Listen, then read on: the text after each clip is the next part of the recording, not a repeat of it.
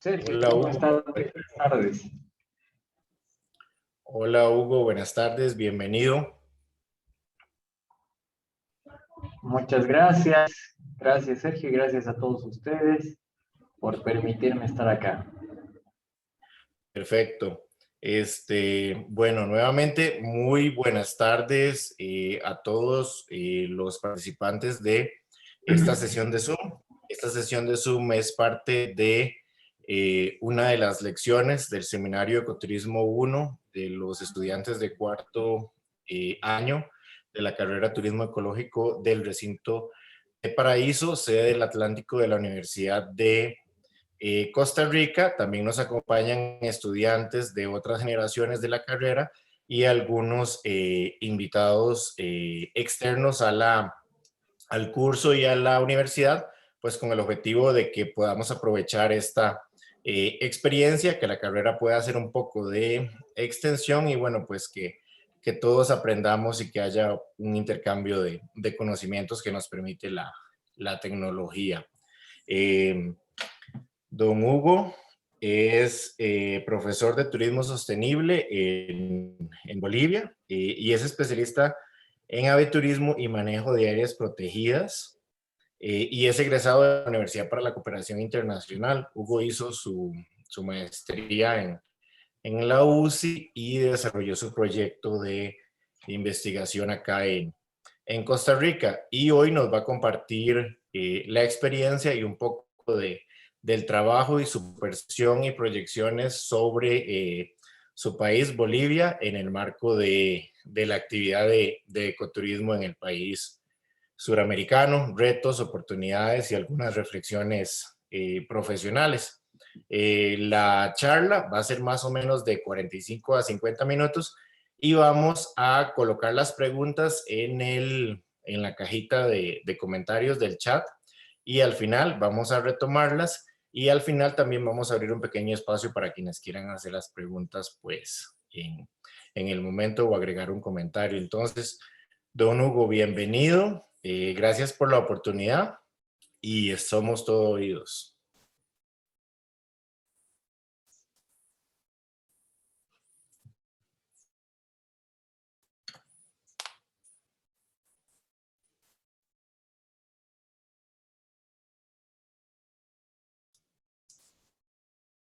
¿Nos escucha, Hugo?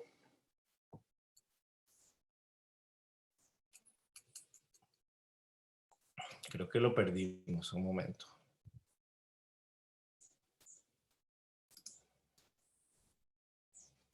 Hugo, ¿estás por ahí?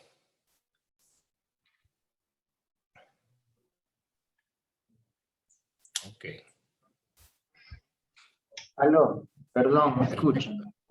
Adelante, don Hugo. Ya podés compartir pantalla e iniciar. Muy bien, muchas gracias, Sergio. Gracias a ti, a todos los presentes y a la universidad por permitirme estar acá y pues compartir un poquito de mi país, de este grandioso país que es Bolivia, donde me encuentro en este momento. Y pues voy a compartirles la pantalla para mostrarles un poquito de lo que es la hermosa Bolivia. No sé si ya lo pueden ver, me confirman por favor. Correcto, sí, lo vemos.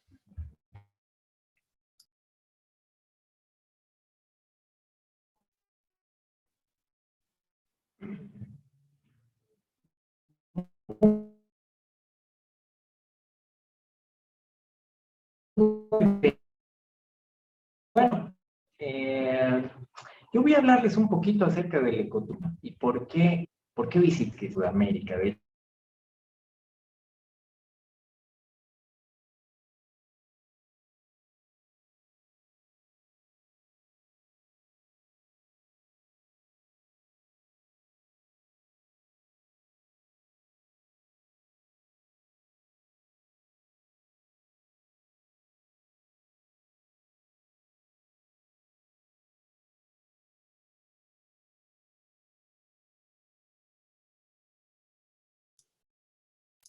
inestable. Bien, voy a hablar de Bolivia. de lo que es el ecoturismo en Bolivia.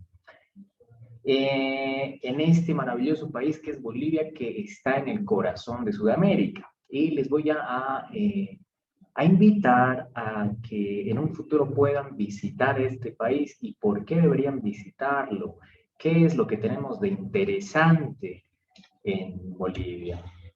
Bueno, Bolivia es bastante complejo de describir. Bolivia es un país multiétnico, es un país pluricultural, es un país megadiverso y vamos desde los Andes, desde los picos a más de 6.000 metros sobre el nivel del mar hasta los 100 metros sobre el nivel del mar en diferentes paisajes amazónicos, en el Pantanal, en los Andes tropicales, en los valles interandinos y en muchos ecosistemas que ya les voy a ir mostrando. Y es tal la diversidad que pues estamos en los países megadiversos del mundo, entre los primeros 15 países con más diversidad, gracias a nuestra posición estratégica en el centro de Sudamérica, por lo que compartimos ecosistemas con varios países que están a nuestro alrededor. Bolivia es un país mediterráneo que junto con Paraguay somos los únicos dos países que no tenemos acceso al mar en toda América, ¿no? Sin embargo, esto no nos limita a hacer turismo, esto no nos limita a tener gran biodiversidad, grandes oportunidades y potencialidades de acuerdo a lo que ya van a ver. Y bueno, antes de hablar de turismo, quisiera hablarles sobre la biodiversidad y sobre los paisajes. En Bolivia tenemos, ahí está, al medio, como les decía, en el corazón del sur, muy cerquita al mar. De hecho, antes teníamos territorio, lo perdimos en una guerra con Chile ya hace muchos años, en 1879, ¿no? Así que desde entonces estamos aislados y eso de alguna manera ha permitido que también grandes extensiones de Bolivia se conserven y sean áreas prístinas en este momento. En general, Bolivia está dividido como en tres. Si ustedes alguna vez se han puesto a pensar en Bolivia, quizás han pensado en un lugar frío, en un lugar andino, en un lugar donde, pensando solo en los Andes, pero en realidad sí, sí, perdón, si lo ven con el mouse, solamente esta. Se mira el cursor. Solamente está en la parte sur occidental, después están los valles interandinos y después están las partes bajas en los llanos. Entonces, en realidad, alrededor del 60% de Bolivia está bajo los 1.000 metros sobre el nivel del mar en diferentes ecosistemas, ¿no? Desde la Amazonía, el Cerrado, la sabana inundable, la Chiquitanía, que es un ecosistema endémico que solo lo tenemos en Bolivia. También está el Chaco, el bosque seco. También está el Pantanal, está el Chaco Serrano, y en la parte andina está la Puna, los valles interandinos. En la parte subandina están los Yungas, que es esta parte muy húmeda de los Andes tropicales, que baja desde Venezuela, pasando por Colombia, por Ecuador, por Perú, y llegando a Bolivia, siendo la zona más húmeda del continente y la más biodiversa también al mismo tiempo. Tenemos algunas zonas donde llueve más de 6 metros por año en estos lugares y incluso algunos años ha llovido más de 12 metros por año en algunas de estas zonas, ¿no? Esa lluvia, sin embargo, también trae mucha diversidad en aves, en plantas, en mamíferos y en todo el conjunto de vida y lo que nos hace que estemos entre los 15 países megadiversos en tan solo el 0.2% de la superficie del planeta, ¿no? Es decir, que en Bolivia somos muy ricos en recursos genéticos, en especies, en ecosistemas, y esa posición geográfica, que aquí tenemos el límite con Chile en el occidente, tenemos un poco más al norte el Perú, después todo esto es Brasil, hacia el este y el norte, y al sur está Paraguay y la Argentina. Entonces compartimos ecosistemas con todos estos países y al estar al centro, pues también eso nos favorece a tener una muy alta diversidad. Y esta riqueza biológica nos pone entre los primeros países en cuanto a riqueza florística, por ejemplo, estamos en el puesto número 11 en todo el mundo. En cuanto a tercer lugar, a los primates en el octavo lugar, es decir, que esta biodiversidad es muy alta, como les decía, ¿no? Solamente en aves, por ejemplo, tenemos 1.440 especies más o menos. Este número de aquí está un poco desactualizado, pero tenemos, estamos así entre los primeros puestos de los países con mayor diversidad en cuanto a flora y a fauna.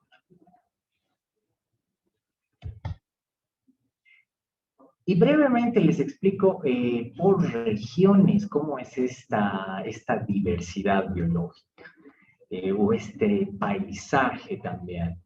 La región andina, con la que más o menos estamos más identificados internacionalmente por nuestros atractivos ahí más famosos como el Salar de Uyuni, como el lago Titicaca, en realidad solamente es 28% del territorio, ¿no? Está aquí en esta parte suroccidental, como les decía.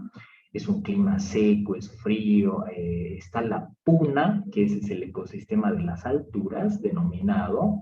Tenemos 13 picos arriba de los 6.000 metros sobre el nivel del mar, donde el Sajama es más alto, es un volcán que está a los 6.548 metros, siendo el más alto, que está en la frontera con Chile, y un extenso altiplano que está en medio, aquí está en la frontera con Chile, la cordillera occidental, y acá más o menos ya llegando al medio del país está la cordillera oriental y en medio está el altiplano, con una altura promedio de 3.800 metros, donde está el lago Titicaca, donde están los salares de Uyuni, Coipasa, el lago Popó. Hay mucha presencia de lagunas alcalinas, de lagos grandes, lagos menores, salares, y bueno, un paisaje surrealista, un paisaje realmente único. El altiplano de Bolivia diría, inigualable. Yo he estado en el altiplano tanto en la Argentina como en Chile, que igual son fantásticos.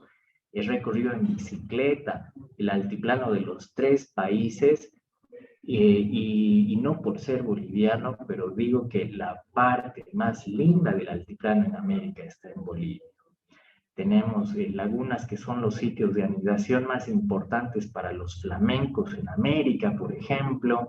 Tenemos mucha biodiversidad, a pesar de ser climas tan desérticos y tan hostiles, y hay y un paisaje realmente espectacular, ¿no?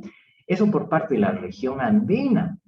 Si seguimos en la región subandina, que ya está más al medio del país, donde están los valles interandinos, donde están los yungas, los Andes tropicales de los que les hablaba, esta zona muy lluviosa, es parte del 13% del territorio, tiene una altura media de 2.000 metros sobre el nivel del mar y recibe las aguas de los Andes, ¿no? La mayor parte de las aguas que caen en las montañas van cayendo hacia la cuenca del Amazonas, que está al noreste de Bolivia. En esta zona, de ahí pasa al Brasil, al río Amazonas. Pero hay parte de la zona andina que se queda dentro de la cuenca endorreica, es decir, que no sale del país, no tiene salida al mar y se queda en los lagos y finalmente se evapora en los salares. Y hay otra cuenca también hacia el este, que es la del Pantanal, que se separa de la Amazonía porque sus aguas van al río de la Plata, pasando por Paraguay hacia la Argentina. Entonces, tenemos esas tres cuencas principales, ¿no? Los valles tienen ya lluvia un poco más pronunciada, estacional, bosques deciduos, bosques que no son siempre verdes como en la Amazonía, pero también mucha biodiversidad, sobre todo en los Andes tropicales, donde están los yungas, como pueden ver en esta fotografía, con paisajes muy verdes, o también con lugares ya un poco más altos, más elevados, con presencia de muchas rocas, de muchas cavernas, fósiles, cañones, que ya vamos a ver más adelante en uno de los parques nacionales. Después está la región de los llanos orientales, que es la mayor parte del país, y a pesar de que nos identifican normalmente como un país andino, como un país de altura, como un país de frío, la mayor parte de nuestra nación está en las zonas bajas, a menos de 1000 metros sobre el nivel del mar, cubierto por bosques, por selvas, bosques inundables, como el que pueden ver en esta fotografía, y también por bosques secos, como en esta otra fotografía. Los bosques inundables están aquí al norte, ya al este de Bolivia. Toda esta zona, antes que las aguas de los Andes puedan encontrar su camino hacia el río Amazonas, se quedaban aquí estancadas, por lo que todo esto era un lago gigante hace millones de años. Entonces, todavía esa zona sigue inundándose 6 meses al año, formando los llanos de Mojos, denominados en Bolivia, que es uno de los sitios Ramsar más grandes del mundo. Y forman estos paisajes inundables que por 6 meses están inundados y 6 meses están secos, más o menos, ¿no? Dependiendo los años. Y ya más al sur está la región del Chaco, que lo compartimos con Paraguay y con Bolivia, y tenemos la suerte de tener un parque de 3,5 millones de hectáreas en esta zona, que es el Parque Caía, que es el Chaco mejor protegido de Sudamérica, que está inhabitado, no hay gente prácticamente en esa zona, y son bosques secos de este tipo. Y al medio, la Chiquitanía, entre ese Chaco y entre la Amazonía, que es una especie de zona de transición y viene a ser un ecosistema endémico en el país. Es decir, que no existe este ecosistema en ningún otro país, solamente en Bolivia. El Pantanal también, otro de los ecosistemas de esta región de los llanos, que es todo esto, y que conecta sus aguas al río Paraguay, como ya les decía antes, o a la cuenca del Plata, pasando por el Paraguay. Pero Bolivia no solo es naturaleza, sino más bien Bolivia también es cultura, y es una etnografía fantástica, que también es una de las cosas por las cuales somos relativamente famosos en el mundo.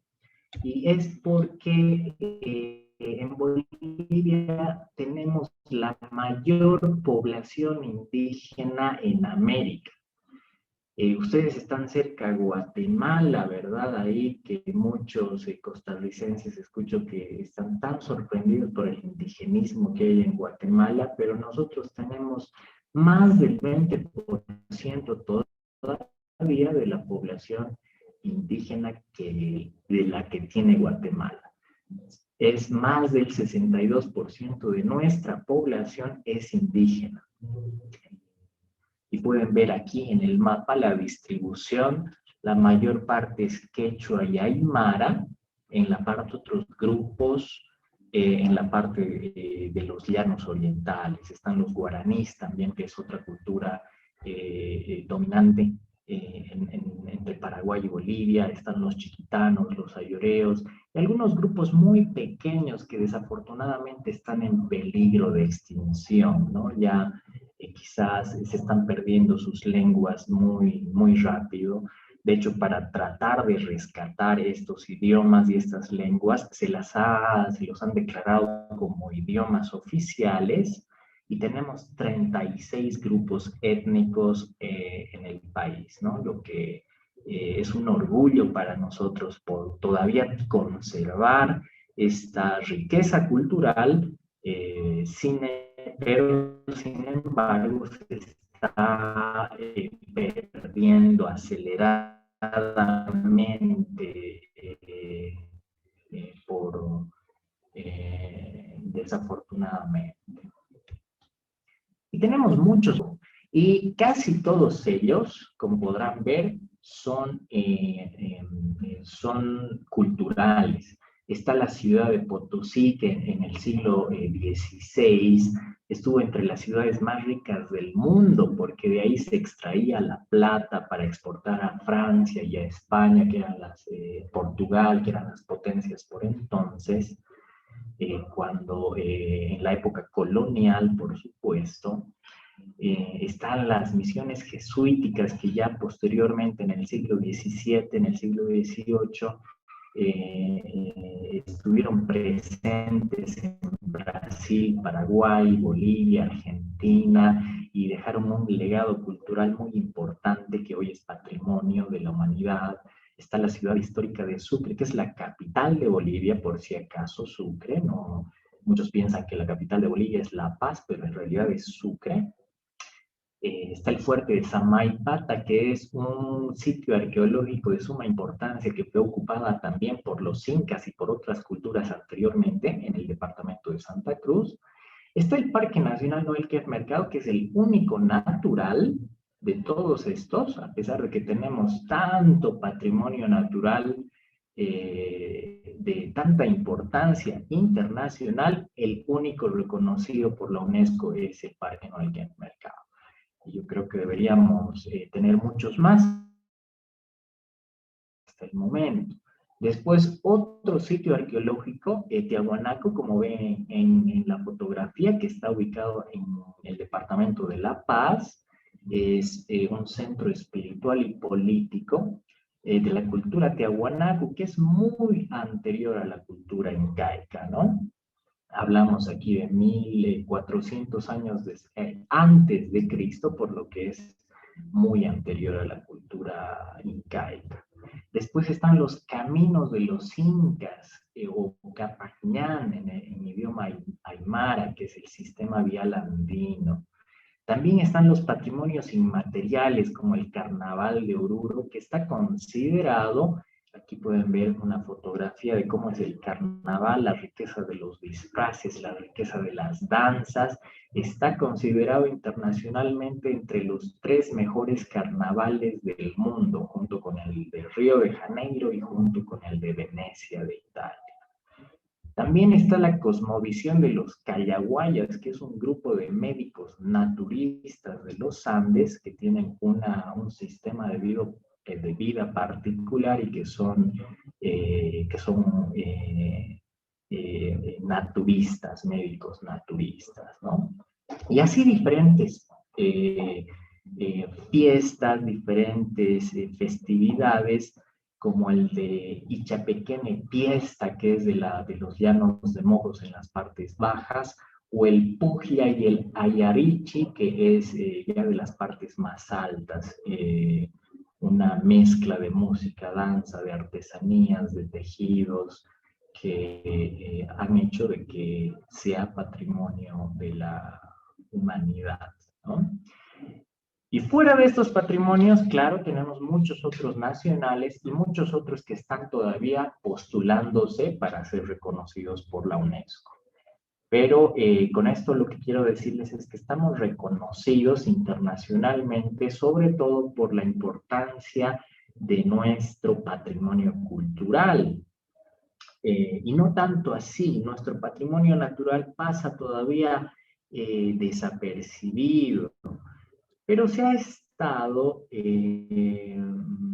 promocionando últimamente con algunos esfuerzos, creo que no suficientes, y han dado ciertos resultados que les muestro en los datos generales a continuación. Ahora veamos los datos de Bolivia, los datos de turismo que tenemos en el país, ¿no? Nosotros somos un país que no vive precisamente, principalmente del turismo como ustedes.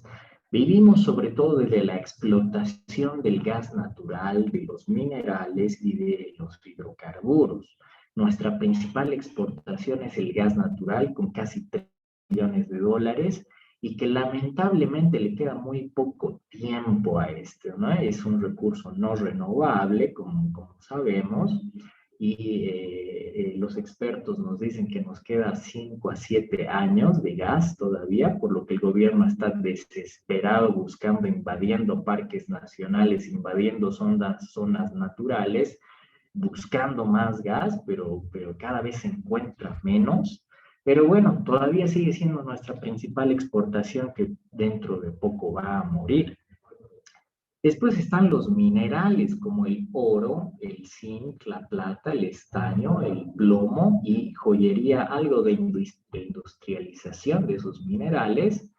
Y en cuarto lugar está el turismo, ¿no? El turismo receptivo que nos da alrededor de 837 millones de dólares por año. Bueno, eso el 2019, ahora no nos da casi nada por razones obvias, pero es apenas como, creo que una cuarta parte de lo que significa para ustedes en Costa Rica, ¿no? Es todavía muy bajo.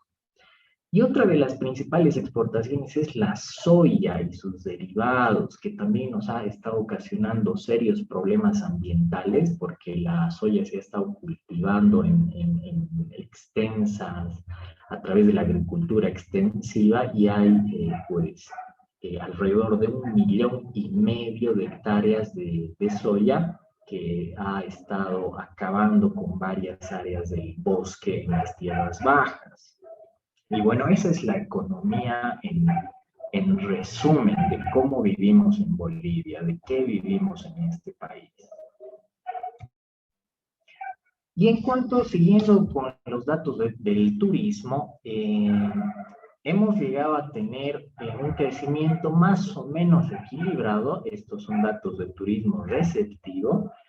Y hasta el año 2019 hemos llegado casi al 1,5 millones de turistas, de los cuales parte vienen a hacer negocios y parte vienen a hacer compras, ¿no? Simplemente cruzan la frontera, compran cosas más baratas en Bolivia y vuelven a su país, por lo que es un dato que realmente no nos muestra cifras de turismo real, ¿no? De que verdaderamente es el 1,5 millones de personas que han llegado sean turistas reales.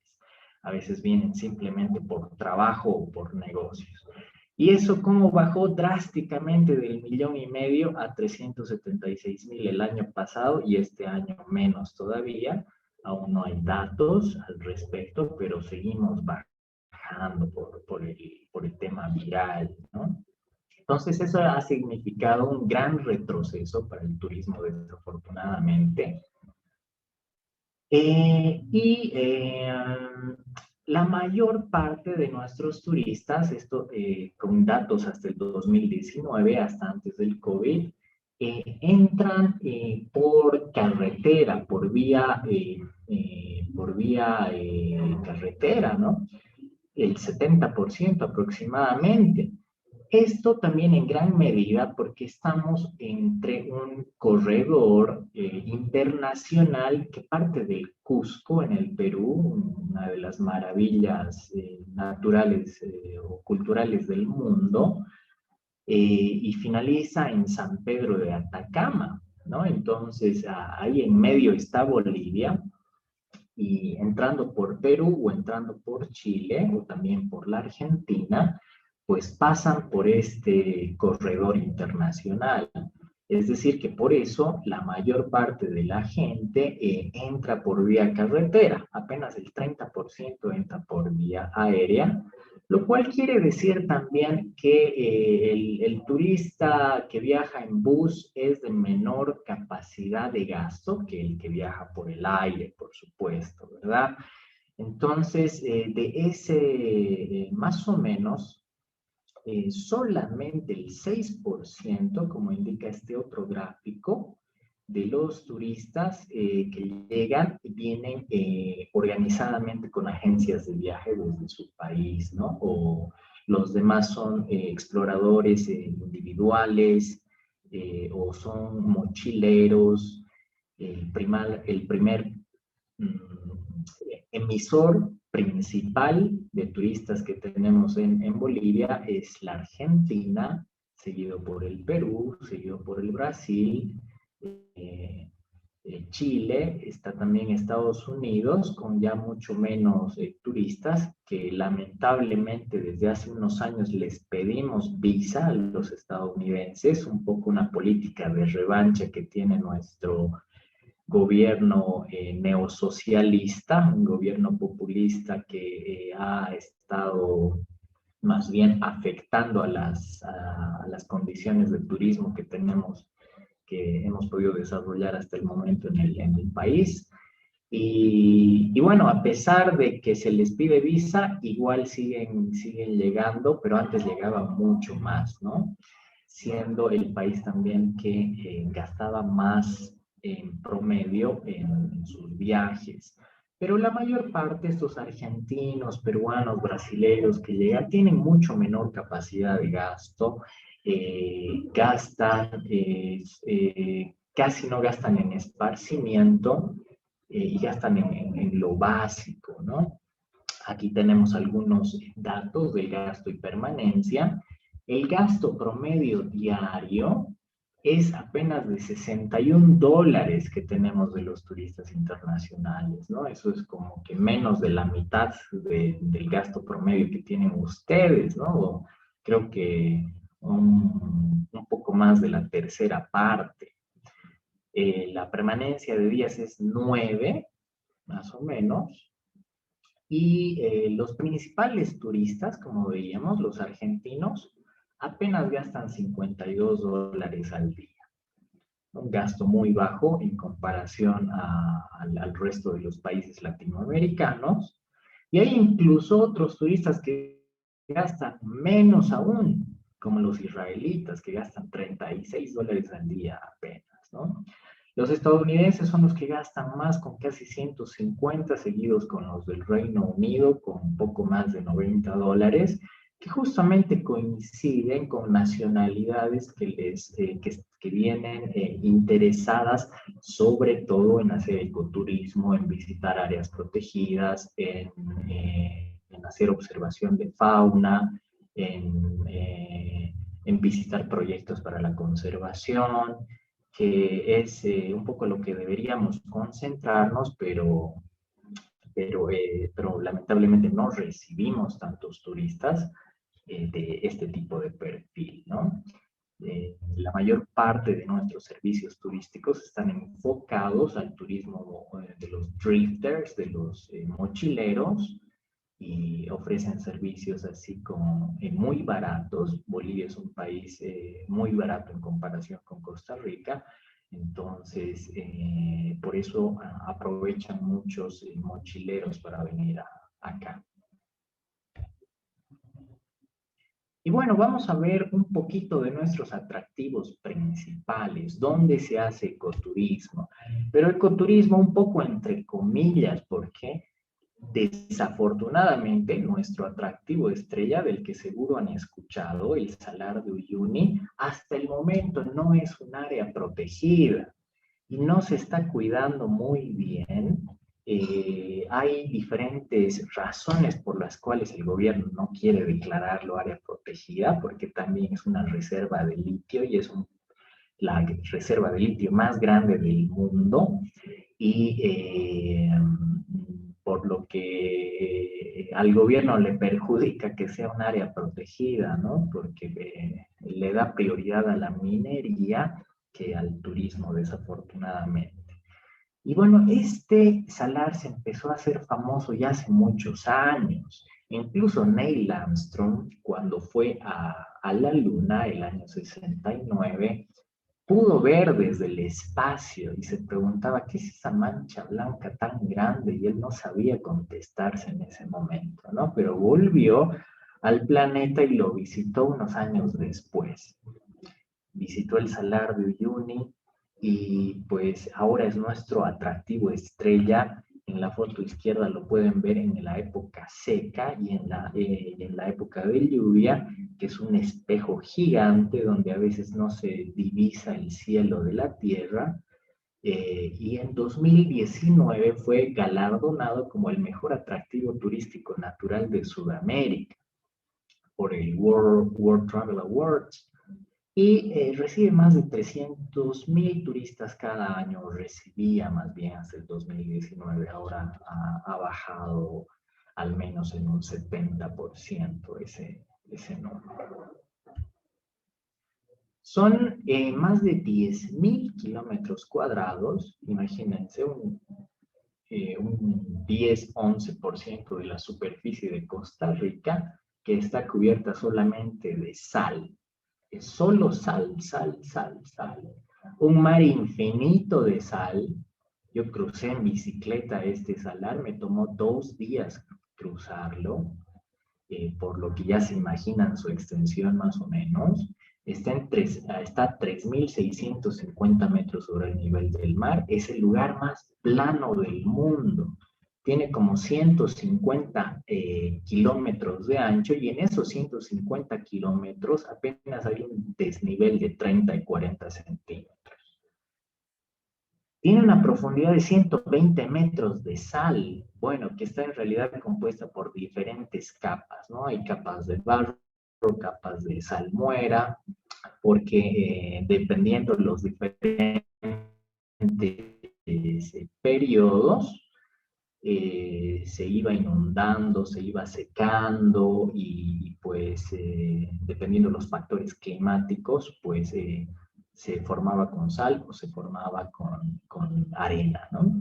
Entonces, pero la profundidad de la sal llega hasta los 120 metros, por lo que hace 40.000 años estaba conformada por un lago gigante que conformaba varios otros salares y lagunas alcalinas que hay en el altiplano, era el lago Michín, y hace 11.000 años se fue reduciendo y forma el lago Tauca, que tenía 100 metros de agua por encima del nivel actual. Y tiene alrededor de 21 millones de toneladas de litio, por eso les decía, es la reserva mundial más grande de este mineral y por la cual quizás es una de las razones que el gobierno no quiere declararlo área protegida y a pesar de tener un potencial tan grande para el turismo,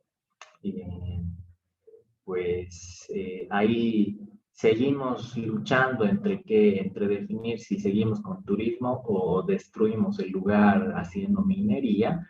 Porque, ¿por qué destruiríamos este lugar con la minería? Porque el agua es un recurso no renovable en este ecosistema. Esa poca lluvia que ven en el espejo dura 1 mes, 2 meses más o menos. La precipitación aquí es como de 100, 150 milímetros por año, por lo que se evapora en semanas esa poca lluvia que hay, ¿no?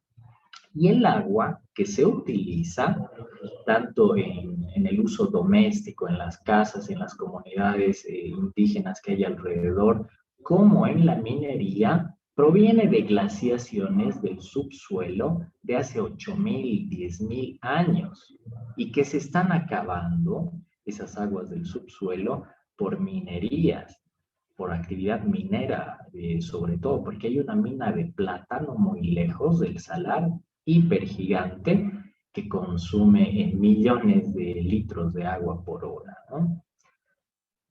Otra de las cosas interesantes del turismo en esta zona es el turismo nocturno con la observación sideral. Los cielos son súper limpios en el altiplano por la escasa lluvia y se puede ver la Vía Láctea, así, imagínense. Entonces hay tours nocturnos que están especializados en la fotografía sideral, y esto también ha llamado la atención mucho de los japoneses. Hay mucho turismo japonés que a veces exclusivamente va solo al Salar de Uyuni y se va. Está 2, 3 días y es lo único que hace en Bolivia, lamentablemente, pero es lo que más le interesa.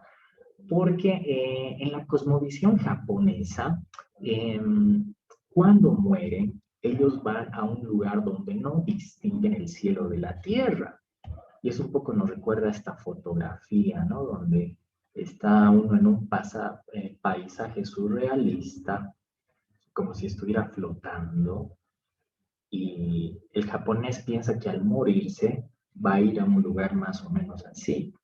Entonces, eso ha aumentado muchísimo el turismo japonés, eh, y el turismo de fotografía nocturna también, con este perfil de turistas, ¿no? Entonces es un lugar muy especial tanto de día como de noche. Tiene 11 islas dentro de esos 11.000 kilómetros cuadrados, y tiene una isla, la isla principal en Cahuasi, con cactus, que algunos de los cactus pueden tener más de 1.000 años. Crecen 1 centímetro por año apenas. Otro de nuestros atractivos estrella es el lago Titicaca, que también está en el altiplano, un poquito más alto, a 3.812 metros sobre el nivel del mar. Lo compartimos con el Perú, en realidad un poquito más es de la parte peruana, 44% es nuestro. Tiene una profundidad de hasta 281 metros. Tiene islas muy importantes, la Isla del Sol, la Isla de la Luna en Bolivia, o Aquile también en el Perú. Tiene emprendimientos turísticos que son gestionados por las familias indígenas. Tiene una variedad de servicios turísticos de todo tipo, algunos de muy buena calidad, otros muy básicos. Pero bueno, es algo que nos identifica también entre los atractivos principales que tenemos en este país. Y lo especial también es que uno puede ir a quedarse a las islas a dormir, puede ver el amanecer, el atardecer de estas islas, y puede compartir con las familias indígenas tal cual como viven ahora. ¿No? No es no es un turismo disfrazado, al menos en la parte boliviana. No es algo que llegan los turistas y los campesinos se cambian y se ponen la ropa típica, ¿no? Sino la gente sigue viviendo en condiciones como vivían pues hace mucho tiempo. Incluso todavía algunos usan balsas de totora. Miren, esta balsa está construida con estas plantitas que están acá, que es la totora, y que todavía las utilizan para transportarse en el lago. Ya muy pocos, la verdad, pero ahí es parte de la cultura milenaria que tiene este lago. Es donde nace la cultura del Tahuantinsuyo, de hecho. Está muy cerca a Tiahuanaco, el principal sitio arqueológico que tenemos en el país. Y bueno, saliendo de esta parte andina de la parte alta, otro de nuestros atractivos estrella es el Parque Nacional Madidi, que tiene casi 2 millones de hectáreas, que bueno, no nos salimos en realidad tanto de los Andes porque este parque nace a los 6.000 metros y termina como a los 400 metros. Imagínense la diversidad de pisos ecológicos que hay de 6.000 a 400 metros. Eso hace que sea el área protegida con mayor biodiversidad en el mundo, tanto en flora como en fauna. Eso se ha decretado según unos últimos estudios que han terminado el 2017, que hizo la World Conservation Society, que ha definido al Parque Madrid como el más biodiverso del mundo. Miren en cifras, solamente en aves, por ejemplo, tiene 1.028 especies. Es decir, un parque nacional en Bolivia tiene más especies que todo Costa Rica, ¿no? Ustedes en Costa Rica, incluyendo las especies del mar, incluyendo las especies de las costas, de la isla del Coco, tienen como 930 especies y nosotros solamente en un parque nacional tenemos 1.028 especies. Entonces, ha sido declarado también por la National Geographic como una de las zonas con mayor biodiversidad del planeta y como uno de los 20 lugares con mayor interés turístico a nivel mundial. Tenemos varios endemismos también ahí, como un mono tití, que es el Calicerus auripalati, que le dieron el nombre de un casino de Las Vegas porque el casino dio casi $500,000 para quedarse con el nombre y para donando dinero para su conservación y la conservación del paisaje, ¿no? Bueno, pero Bolivia también atraviesa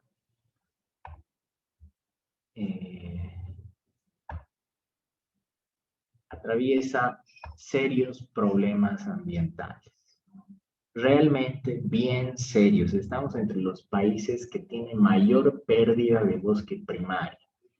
Hace tan solo menos de 2 años, Bolivia fue el segundo país en Sudamérica con mayor pérdida de bosque, el cuarto en el mundo, después de Brasil, el Congo e Indonesia. Hemos perdido casi 300.000 hectáreas de bosque primario. Producimos mayor dióxido de carbono por persona, o casi tanto dióxido de carbono por persona, que un estadounidense. Imagínense, son 20 toneladas más o menos que producimos por persona, no por nuestra industria, no por nuestros automotores, sino por estos incendios forestales que se hacen. Un estadounidense produce 22 toneladas y el promedio del mundo es un poco más de 6. Entonces, nuestra población apenas es de 11.8 millones, más o menos, en una gran superficie. Somos 20 veces más grande que Costa Rica, por lo que nuestra población es reducida en comparación a nuestra superficie territorial, pero estamos destruyendo el bosque y los ecosistemas aceleradamente, que pues es de terror realmente. ¿Y esto a qué se debe? A diferentes factores, como los incendios, ¿no? Mientras en el 2019, no sé si recuerdan, se hablaba del Brasil, se hablaba de Australia, que tantos millones de hectáreas estaban quemando, hace poco también en Estados Unidos, en California, pero nadie hablaba de Bolivia. Y en Bolivia, el 2019 se quemaron más de 5 millones de hectáreas. En realidad fueron más de 6 millones de hectáreas. Hubo algunos años que se llegaron a quemar,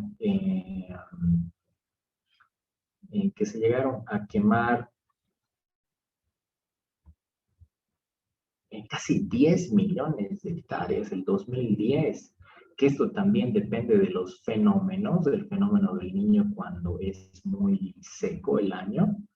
los incendios aumentan, pero por año nuestros incendios llegan en promedio a 4 millones de hectáreas. Imagínense, eso es la superficie, el 80% de la superficie de Costa Rica, cada año se nos quema en Bolivia, ¿no? Son extensiones realmente inmensas que nos están destruyendo los ecosistemas aceleradamente.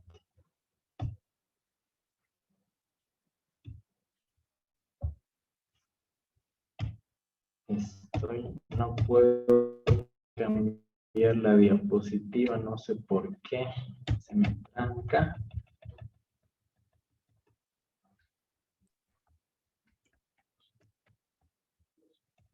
Estoy con una fallita. Si quieres, pero... puedes dejar de compartir pantalla y la volvés a poner, eso. A ver, ahí. Sí, estoy más o menos a la mitad, Sergio. Un poquito más de la mitad. No sé cuánto tiempo más tengo para que vaya, si quieres, acelerando un poquito.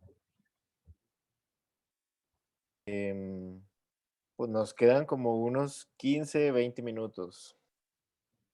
Bien, entonces voy a ir acelerando un poquito, pasando rápido estos problemas ambientales y bueno, pasamos al resto. ¿Pueden ver la pantalla? Disculpen. Sí, ¿Pueden ver la correcto. presentación? Correcto. Bien. Entonces, otro de los problemas ambientales es la expansión de la frontera agrícola, ¿no? Solamente en soya tenemos casi 1,5 millones de hectáreas de soya. En cereales tenemos otro 1,5 millones de hectáreas y así es el paisaje, ¿no? De deforestado con la industrialización y la producción intensiva de oleaginosas y de cereales, sobre todo. Y otro de los problemas es la ganadería, ¿no? Que es culpable del 60% de la deforestación en nuestro país. Son más de 13 millones de hectáreas que ocupa la ganadería, la agricultura 5,5 millones de hectáreas y la parte forestal, la explotación forestal y casi 14 millones de hectáreas también, que no toda es aprovechada al mismo tiempo, pero están los planes para ser aprovechada en los próximos años. Y por supuesto, ese paisaje trae consigo peligro de extinción para varios de nuestras especies que son emblema del país y que son un recurso potencial turístico. Además, taxones que están amenazados, de las cuales 55 son aves, 24 mamíferos, 15 reptiles, 57 anfibios, el grupo más vulnerable de los anfibios, y 8 peces. Están la rana del Titicaca, por ejemplo, que es endémica del lago Titicaca, que por la contaminación de las aguas, 16 municipios o 16 comunidades en Bolivia botan sus aguas servidas al lago, provocando contaminaciones y la muerte de estos anfibios. Hay también un uso medicinal, se usan también en la gastronomía, aunque ya muy poco. Y también la introducción, la cría de la trucha, una especie canadiense, ha ido terminando también con la especie que antes no tenía depredadores, ¿no? Esta rana es gigante, es la tercera rana más grande del mundo. Tiene unos ejemplares llegaron a medir más de 40 centímetros. Está el jucumari, que es el oso, está la Inia boliviensis de Bolivia, también solo está en ríos bolivianos y en un río que compartimos con Brasil. Está esta ave que está ya en unos años, ya va a desaparecer, ya prácticamente no hay nada que hacer, la Pauxi unicornis, la pava copete de piedra, que se han hecho algunos esfuerzos para conservarla, pero quedan tan pocos que se estima que en el 2030 desaparezca en menos de 10 años. Y así es la situación para muchas otras especies. Otro de los problemas es el tráfico de fauna, ¿no? Por ejemplo, tenemos el tráfico de colmillos de jaguares que desde que empresas chinas han venido a hacer grandes proyectos con el gobierno boliviano, aumentó la demanda y se han ido decomisando colmillos que eran comercializados cada colmillo en $100. Y era tan irónico, tan desinformada es la población a veces, que se anunciaba por radio que se compraban los colmillos de jaguar, o había hasta letreros en la ciudad principal, en un restaurante, en la ciudad más grande de Bolivia, en una ciudad de 2 millones de habitantes, en un letrero que decía se compran colmillos de tigre, ¿no?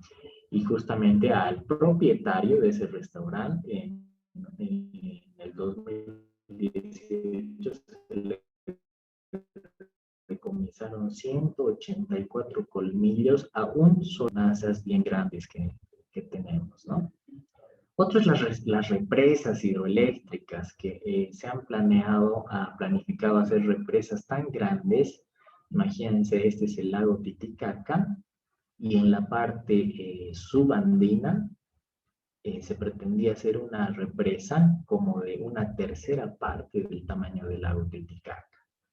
Y una represa además que inundaría emprendimientos donde ya se han establecido el turismo comunitario, el turismo con presencia, que ha dado un excelente resultado. De hecho, esto es en Rurrenabaque, que es como la capital del ecoturismo en Bolivia, pero que afortunadamente se ha frenado un poco esto, pero no por la oposición de la gente, porque todos los indígenas y la mayor parte de la gente ha estado en contra de este proyecto, ha sido por la falta de dinero, porque tiene un costo muy elevado, ¿no? Costaría al menos 6.300 millones de dólares que el gobierno boliviano no tiene. Y bueno, veamos las áreas protegidas. Tenemos áreas protegidas nacionales y subnacionales en total, incluyendo las privadas, son más de 160. Acá está el Parque Madiri, el que les acabo de mencionar, en el norte de La Paz. Tenemos otros parques, la Reserva Eduardo Avaroa, que está junto al Salar de Uyuni o al sur del Salar de Uyuni. Tenemos ese parque gigante de 3 millones y medio de hectáreas que es el CAIA. Tenemos parques en el Pantanal. Bueno, son 22 parques a nivel nacional y más los municipales y departamentales son como 123. Y hay varios otros privados que algunos todavía mantienen su categoría de reserva privada y a otros se les ha quitado. El gobierno más bien, en vez de fomentar la conservación, ha ido quitando las tierras a los que hacían conservación y les ha obligado prácticamente a deforestar y a poner pasto para ganado o a reemplazar los bosques por campos de soya. Entre las áreas protegidas destacadas está la Eduardo Avaroa, que se adjunta al Salar de Uyuni, está cerca al Salar de Uyuni, se caracteriza por sus lagunas de colores. Está la laguna verde, la laguna colorada, hay geysers, que son fumarolas donde prácticamente uno puede caminar al lado de estas zonas volcánicas. Es una zona muy alta que está entre los 4.200 y 5.400 metros sobre el nivel del mar. Y esta laguna colorada es la más importante para la reproducción de los flamencos andino, chileno y de James. Es una laguna que es un santuario de fauna silvestre y que es uno de los lugares más espectaculares del altiplano en todo Sudamérica, ¿no? Esta es el área protegida más visitada, de hecho, que tenemos en Bolivia y es algo único en el altiplano en América. Otro parque muy especial para mí, que a pesar de que no tiene casi turismo, es el Parque Nacional Cailla, que es ese tamaño tan inmenso que ya les mencionaba, que es como el tamaño de Bélgica, más o menos, o un 70% del tamaño de Costa Rica. Y es muy especial para mí porque tiene quizás la concentración de jaguares más grande de toda América. Se estima que viven alrededor de 1000 jaguares en este parque. Yo lideraba tours, safaris fotográficos para fotografiar mamíferos allá. Fuera de los jaguares hay otros 4 felinos, hay tapires, hay mamíferos grandes, ¿no? Ahí construimos incluso escondites para esperar a los animales frente a lagunas, frente a sitios clave. Esto en el Chaco boliviano, en el bosque seco. Pero no tiene más equipamiento turístico, ¿no? Teníamos que quedarnos en carpas, no hay ni siquiera un ecolodge, no, los caminos son muy precarios, es para un turismo muy hardcore, ¿no? Y algo también muy relevante de este parque es que todavía tiene una población nómada no contactada, es decir, una población transhumante que se desplaza entre Bolivia y Paraguay, que esto está comprobado, hace algunos años han vuelto a ser vistos, y esta población ha decidido aislarse voluntariamente y imagínense, en pleno siglo XXI, ni siquiera utilizan implementos de metal, ni siquiera tienen un machete, viven totalmente naturales con todo lo que les da el bosque, y lo cual es increíble tener en este tiempo, ¿no? Y son los únicos que viven en esta área. Luego es un área despoblada, es un área muy hostil, por lo que no ha sido, y menos mal protegida, por lo que no ha sido colonizada aún. Después está el Parque Nacional Torotoro, ya en la faja subandina, que se caracteriza por la presencia de montaña del Paleozoico. Hay miles de dinosaurios, de huellas de dinosaurios, de fósiles de todo tipo, desde trilobites, fósiles de tortuga, incluso fósiles de tiburones, porque anteriormente esta zona era parte de un mar interior que bajaba desde Colombia, viendo el borde del Ecuador, del Perú, y llegaba a Bolivia. Eso como hace 70 millones de años había este mar interior. Entonces, por lo que dejó un gran rastro de fósiles marinos en esta zona. Tiene más de 55 cavernas, algunas cavernas que ni siquiera han sido descubiertas. Es espectacular para la espeleología. Y ha sido además certificado como el primer destino sostenible en Bolivia por la Biosphere de la UNESCO. Pero de todas esas áreas protegidas, de las 22 que tenemos, se hace ecoturismo en muy pocas. Y la Reserva Eduardo Avaroa, donde están esas lagunas de colores, donde está cerca al Salar de Uyuni, donde están esos volcanes, esas fumarolas, tiene el 72% de todas las visitas que hay en las áreas protegidas. Toro, que les acabo de mencionar, el 11%, y Madidi apenas el 3%. Hay áreas protegidas que prácticamente no tienen visitantes.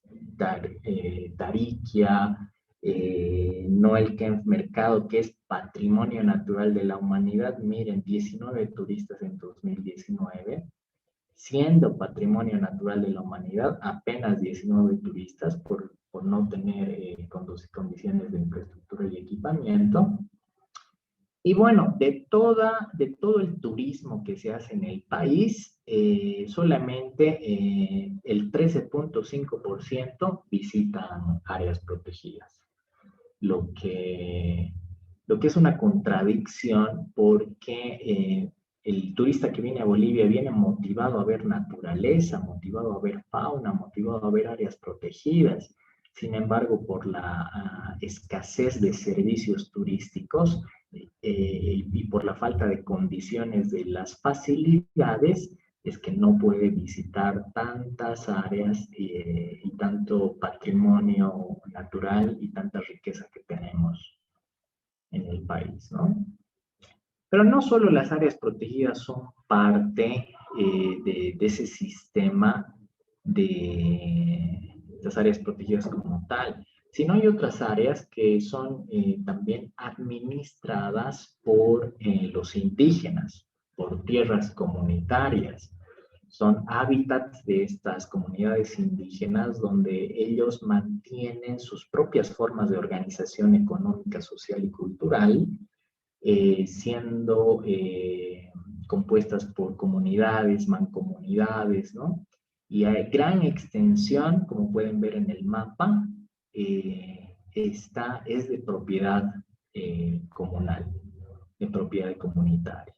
Algunas sobreponiéndose a áreas protegidas, otras no, pero es decir que los indígenas tienen la capacidad de decisión sobre este territorio, dada la alta población indígena que tenemos también en el país. Y otro de los sitios que son relativamente protegidos por convenios internacionales son los sitios Ramsar, ¿no? Que son los humedales importantes para la conservación de especies acuáticas en el mundo. Tenemos 11 en Bolivia y somos el país con mayor superficie de sitios Ramsar, de humedales reconocidos dentro de esta convención, ¿no? En el Pantanal, en los llanos de Mojos, incluso en la parte andina, extensas lagunas que de alguna manera se protegen bajo convenios internacionales. Pero nuestra oferta es todavía algo precaria, ¿no? Las distancias entre los atractivos, al ser, al ser un país grande, son largas, son de accesos difíciles. La mayor parte de los parques nacionales requieren de 4x4, imagínense, es toda una aventura entrar a los parques nacionales, cruzando por pontones, cruzando zonas inundadas o en algunos casos con la posibilidad solo de ir en avioneta, y llegas a albergues muy básicos donde tienes servicios muy básicos para comer. Hay muy poca inversión todavía en infraestructura y en equipamiento. Los servicios son limitados, hay poco interés del gobierno en invertir en turismo. Los albergues son básicos y en general la población local tiene escasa capacitación, ¿no? Eso no en todos los casos, por supuesto. Es quizás la mayor parte de los casos, pero sin embargo también hay ya emprendimientos establecidos que funcionan muy bien y gran parte de ellos emprendimientos comunitarios. Hay 34 emprendimientos en 11 áreas protegidas, todas ellas administradas por indígenas, algunas de ellas de gran éxito, otras no tanto, incluso algunas ya han desaparecido, han fracasado, pero lo que quiero hacer notar es que el turismo comunitario es bastante dominante en el país. Este es un modelo más o menos de cómo funciona el turismo comunitario, entendiendo los cuadros azules como la comunidad y esta parte como la parte turística, ¿no? Donde el rojo puede ser el albergue, el morado puede ser el restaurante, el amarillo puede ser el museo, el café puede ser la tienda de artesanías, todo concentrado en un solo lugar. O otro ejemplo donde hay un centro gerencial, pero los albergues, los restaurantes y los demás servicios están dispersos en toda la comunidad siendo incluso dentro de las mismas casas familiares los albergues, lo que quizás ha resultado mejor en muchos casos. Y todos estos emprendimientos unidos a una empresa mixta público-privada de turismo indígena comunitario que vende todos estos emprendimientos ya a un mercado nacional e internacional, ¿no? Entonces hay una organización eh, que funciona bien, es relativamente exitosa, pero que está organizada netamente de forma comunitaria por indígenas de estos 34 emprendimientos, o que deben ser más al día de hoy. Uno de los muy exitosos fue Chalalán, en el Parque Madidi. Este señor Joseph Ginsberg escribió un libro que era Back to the Tuichi, luego de que lo encuentran y vuelve a Israel, escribe un bestseller, que es este libro, Back to the Tuichi, y el parque se hace famoso, ¿no? Tan famoso que hace poco se hace la película Jungle, con este señor que seguro lo deben reconocer, ¿no? Y el Harry Potter, ya más grande. Y bueno, fue uno de los fundadores de este emprendimiento y este emprendimiento está ahora gestionado totalmente por la comunidad indígena San José de Ochopiamonas. Está considerado entre los 50 mejores ecologies del mundo por la National Geographic, siendo enteramente comunitario, ¿no?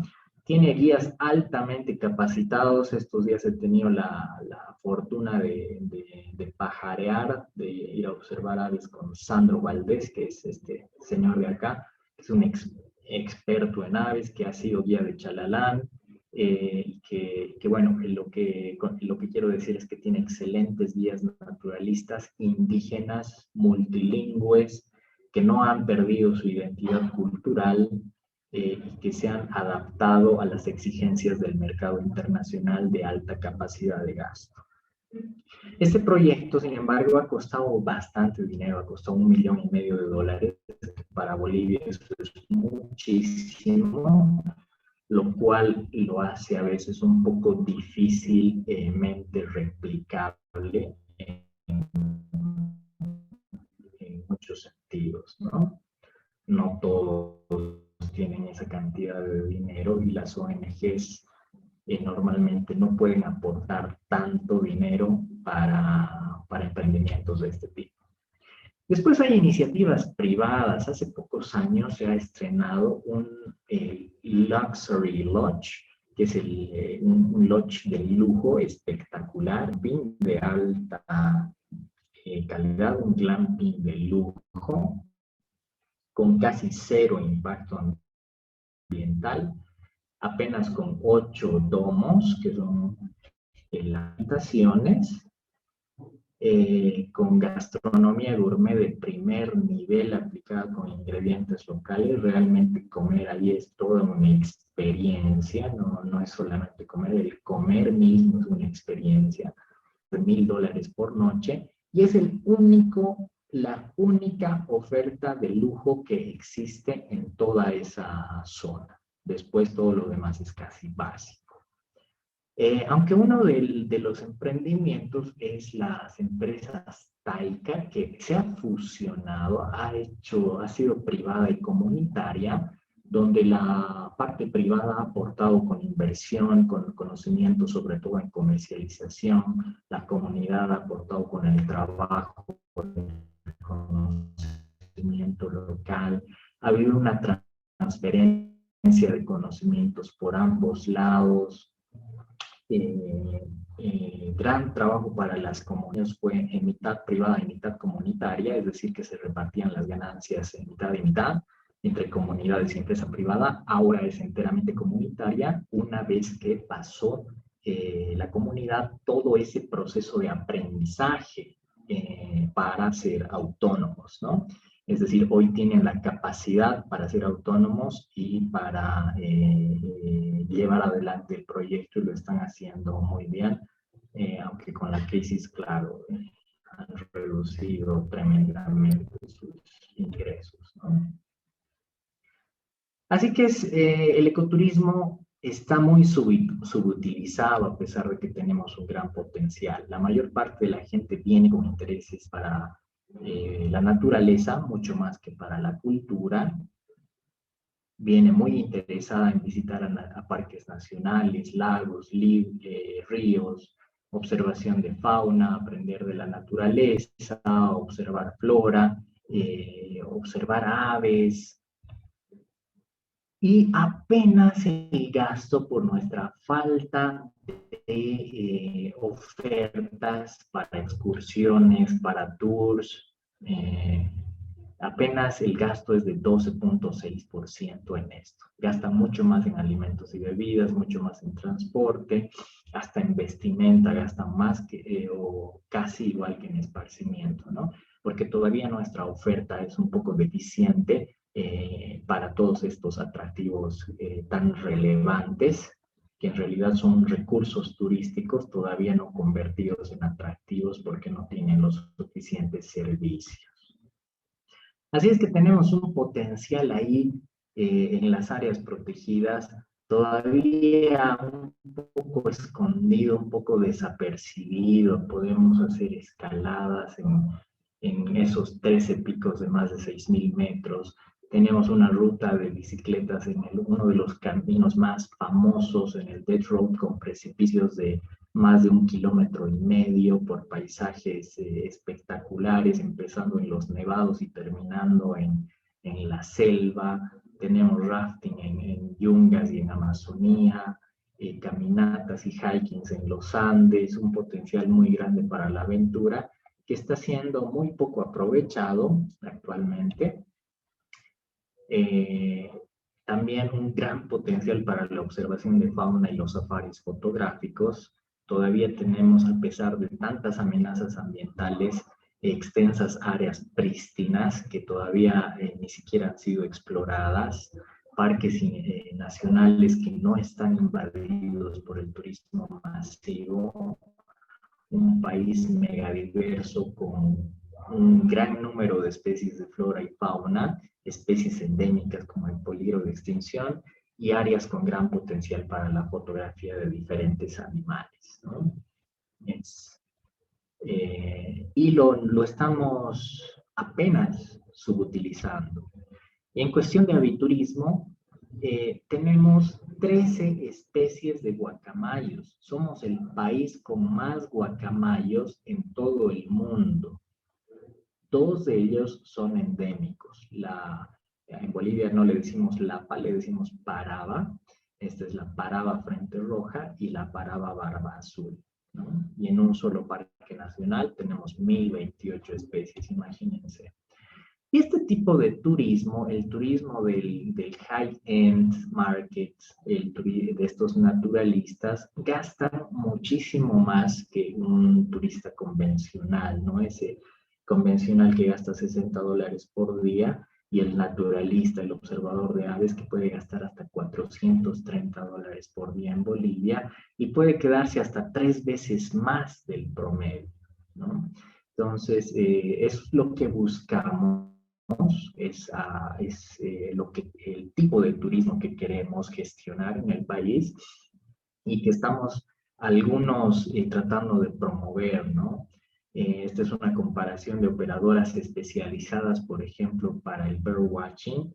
Tenemos muy pocas en Bolivia frente a varias otras que vienen desde Estados Unidos, desde el Reino Unido, desde Sudáfrica o desde otros países de Sudamérica. Y en Bolivia todavía nuestro turismo especializado sigue siendo muy reducido. Somos muy pocos guías, birdwatchers en Bolivia, entonces estamos todavía despertando para este potencial. Y es por eso también que les decía un principio, pues los invitamos a que vengan, ya sea como turistas, ya sea como empresas, Ya quisiéramos ver aquí a Costa Rica Birding o a otras empresas aquí también que traigan a su gente.